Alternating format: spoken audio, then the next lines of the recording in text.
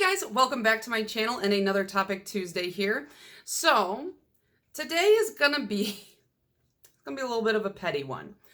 The actual topic is polishes. Are there polishes that you will not buy because of the bottle or brush? Now, listen. Yes, there's plenty. Actually, as far as brushes go, that has never really affected my willingness to purchase a polish. It's really weird because as uptight and finicky as I am, that's not something that's really even on my radar. I don't care what a brush looks like. I don't care. Like, as long as it's not frayed or like splayed out or damaged in any way, I can make it work. If it's short, if it's long, if it's fat, if it's skinny, if it's medium, if it's got the little scoop on the bottom, if it's flat across, I'll figure it out. I'll make it work. I don't care about brushes. You know, it's like sometimes I tell you guys what the brushes are like in polishes, but that's not because I'm critiquing the brush. It's just because a lot of other people want to know what the brush is like. And so I tell you guys. Bottle, that's a different story. Now, I am going to tell you 5 brands that I struggle to buy from because of the bottle. I may have bought some of them, but let me preface this. Packaging and the way something looks has a very large influence on my personal buying habits, and I know that. And so this has absolutely nothing to do with the quality of the polishes. I think every brand that I'm about to mention, save for one, and I'm going to tell you which one, but every brand that I'm about to mention is fantastic quality. They have wonderful polishes, and I have polishes from almost all these brands. It's just that the packaging, it makes me squirm a little bit. And so this has nothing to do with the makers. This is no affront to them or the quality of the polishes. Like I said, they're all great except for one. And this is all in just good fun. You know, I just thought that this was a really interesting topic because I think that it shows just how much packaging can affect some of our personal buying habits. You know, like there's stuff where if something's cheaper, but the slightly more expensive alternative is cuter, I'll probably buy it. My boyfriend literally buys sponges based on how cute the packaging is. Okay, so like, I'm not the only one. I know that. So with all that said, let's get into my 5 brands that I struggle to buy from because of the packaging. So number 1 kind of caused like a mini uproar recently, and that is ILNP. Now, I have ILNPs. I bought some. I have these 6 right here, and no regrets. I love these polishes. I loved these polishes. You stay down there. I don't care right now. So I love these polishes. I think that this brand is great, high quality. I even accidentally bought a cream because I just wasn't paying attention to the description. This is one of my favorite polishes right now because it's just so boom in your face bright. I recommend it. It's called 2-piece. It's just a bright neon pink. I love all the polishes that I got from ILNP, and I love the bottle shape. It's got this kind of a weird little lip at the bottom that just is interesting. The logo is classy. The cap is like a soft touch matte, and on the top, you can't see because it's a little bit too dark, but it is the ILNP logo, and it is raised, so you know you can't see that, but you can feel it. Recently, they went and they changed their logo. And there's something about it that I don't know. Now I gotta pull up a picture and look at it because okay, so the previous logo has a serif font and it just says ILNP Boutique Nail Polish. And like, if you don't know what serif versus sans serif is like Times New Roman, where it has like the little tails, like what you'd see in a newspaper. Sans serif is like Helvetica. It's like very minimalist and like super like clean looking. Now, usually I am a sans serif girl. I love sans serif. I think it's like the height of graphic design. I think it looks cleaner. I think it looks nice. But there's something about this font with this bottle, with their whole aesthetic. I felt like it fit. I felt like it looked really good. And then they decided to put this little sans serif moment, very bold impact font, and there's a little there's a little heart next to it. And I don't know why, but it reminds me of like the little like face tattoos or like face stamps that people get. That little heart just makes me think of like the girls who are about to go out like partying and they've got the little, just a little cutesy stamp there, which those are cute. Don't get me wrong. I think that is a cute look, but it looked so classy and fun and not like party girl. And I don't know. I don't know. The thing about this is I think that had I not already purchased some of the old style logo, I don't think that I would have had as visceral of a reaction, because even though I think the bottles are the exact same, it's just the logo, I'm just going to look at those and be like, they don't match. They don't match the ones I already have. So I think it's just one of those where I need some time. I need to get over it. I just need to like let this kind of sit until it doesn't really like affect my brain anymore. It's not like occupying space in my little noggin here. And then I'll just rip the Band-Aid off and I'll buy one and then it'll be okay. I have other brands where they changed their, like Color Club, for example, they used to have a different bottle with a black cap. Now they have a white cap and the bottle's like a slightly different shape, I think. I have a mix of both.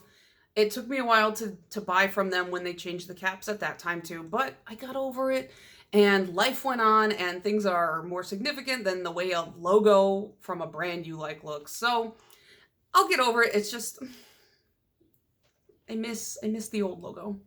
Okay, so the second one is Smith and Colt. Now, this is a weird one because I actually bought this specifically for the bottle. And now that I have them, I can honestly say I would not buy another one. But look how many it took me to make that decision. I think I started out, I bought 3.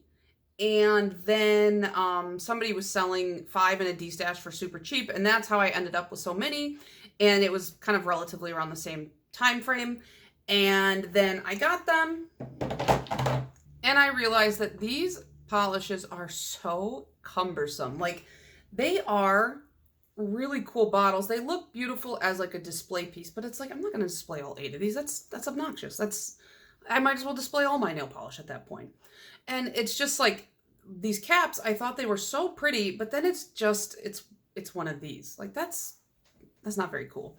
And like the brush is super short. But yeah, it's just like these take up so much space in a drawer. Like look at this compared to this. They just don't, like it's like, it just takes up so much space. Like, they're cumbersome, they're big old boys, and it's hard to store them. But I do think they're really beautiful. I don't think the quality is there though, and these are, they're expensive. I actually don't remember how much they are. Hang on. Smith & Colt nail polishes are $18, and the bottle size is 14 milliliters. So you're paying more than $1 per mil for a mediocre nail polish, which is kind of on brand for me, honestly.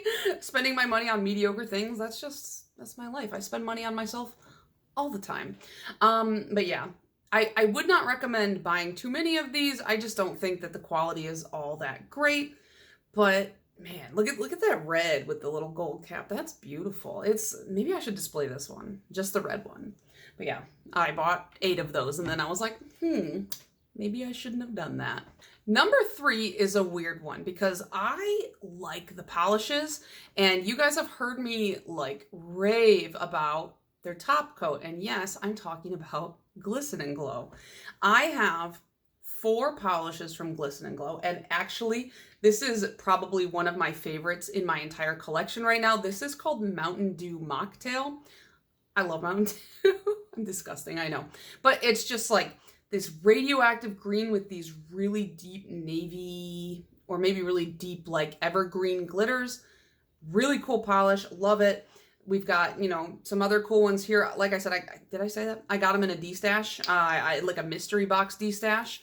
And I think the quality is great. I like the polishes. I love the company because I really like their top coat, like I said. But there's something about the label. I just feel like the label, it's got this like Victorian wallpaper look, And it's like when I look at that label with this color, it doesn't match. Like the label is just too busy, complicated. I don't love like a busy logo. And like I said, this is so petty.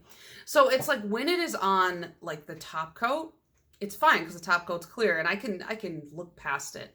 And like with this one, I don't think it looks too crazy, but it's just like with some colors, I don't know. I just look at the label and I'm just like, I don't know. That said, like these polishes are great.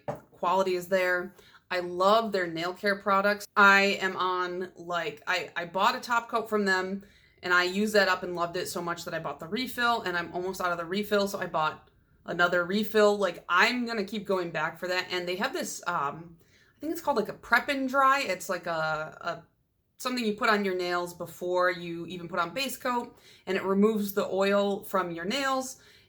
I love that. I go through that. I use that when I'm swatching because it dries out my nail plate really well, and then I can throw on a peel-off base coat, and then the peel-off base coat comes off really easily in between swatches. So I love this brand. It's a real struggle for me to buy the actual polishes themselves, unfortunately. So number 4 is a brand that I haven't bought from, but I have bought from. It's Mooncat, which was formerly Live Love Polish. And I bought Live Love Polish at the end of their lifespan when they had the like rectangular bottles that kind of look similar to Butter London. They're just like sharper. The quality of the polishes is amazing. I love them. They have since brought some of the old polishes over to their rebranded label Mooncat.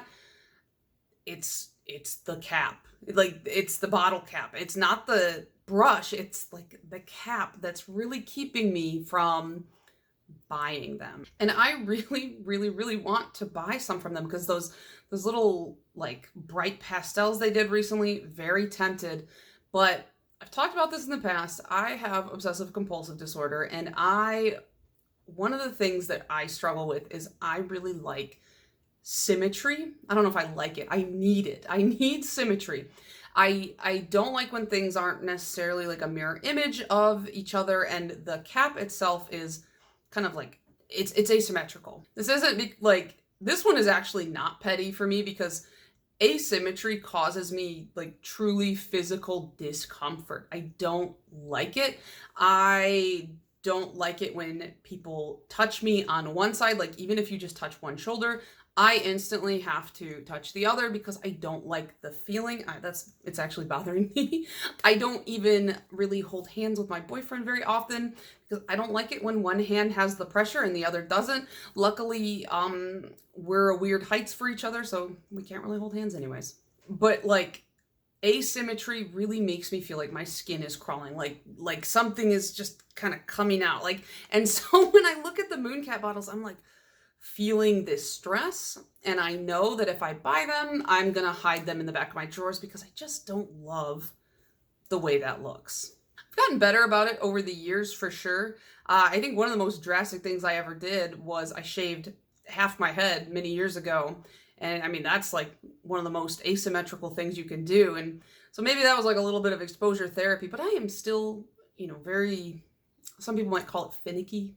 I'm finicky about it. It just causes me, like I said, physical discomfort, and so I just can't buy those bottles. Somebody tell me how much you love them. I would love to live vicariously through you, but maybe someday, but not now. Okay, and then the last brand that I just can't bring myself to buy from, this is probably the pettiest one. I've never tried this brand. I have never really been super interested in this brand until recently when a lot of people were talking about, like, oh, you should check it out. They're a good brand. They're pretty cheap, blah, blah, blah. And that is Morgan Taylor. But every single time I look at that bottle, I just think toilet plunger. And like, why do I think that? I really don't know. Like I looked up a picture of a toilet plunger and looked up a picture of a bottle of Morgan Taylor, and I looked at them side by side, and I'm just like, I think I'm wrong. But why does it always conjure up like toilet plunger when I look at the bottle? Also, in doing this video, it made me realize, because I had to look up a photo of a toilet plunger, I realized I don't own one. And so I should probably get one just in case. I don't know. It's not really my problem. That's a problem for future Hillary, okay? But yeah, I can't unsee it when I look at the bottle, and so I don't know. People have requested me to review some of the collections that have come out, but it's like, and I pull it up on the website and I just go, no thanks, not for me. I'm sure they're great. People love them. People talk about them as a really great, cheaper brand, and yet I just think about toilets when I see them, so I can't do it. I just can't.